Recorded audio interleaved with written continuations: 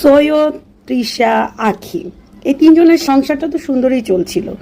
হঠাৎ দেখি আজকে টিকটকে না জানি ইউটিউবে আখির একটা পোস্ট দেখলাম। সেটাতে আখি লিখছে, আমি আমার স্বামীর বিপদে কখনোই ছিলাম না। আর সৈয়দ ওনার ভেরিফাইড আইডি থেকে লিখেছে, আখি আমার বিপদে ছিল না, আমি বিয়ে করতে চাইনি, তৃষা আমাকে জোর করে বিয়ে করাইছে। যাই হোক, এই তৃষা মেয়েটা, সৈয়দ যে, উনি তো তৃষাকেই ভালোবাসে, কারণ তার প্রথম বউকে সে ডিভোর্স দিছে এই তৃষার জন্য। আর তৃষাকে ভালোবাসতে দেখেই তার প্রথম বউয়ের সাথে তার গ্যাঞ্জাম হয়েছে। তারপরে এই তৃষা তার বড় সতীনকে দেখানোর জন্য যে সে সতীন নিয়ে খাইতে পারে, দেখানোর জন্যই আখিকে বিয়ে করাইছে। আর আখিকে যদি ভালোই না লাগবে তাহলে সৈয়দ বিয়ে করেছে কেন?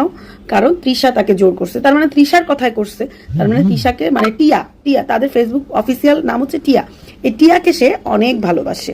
আর মাঝখানে একটু জিনের নাটক সাজাইছে, আশিক জিন টিয়াকে নিতে আসছে, এই করছে সেই করছে। এখন কি আশিক জিন টিয়া আর সৈয়দরে মিলাইয়া দিছে, আর আউট নিয়ে গেছে কি আখিরে।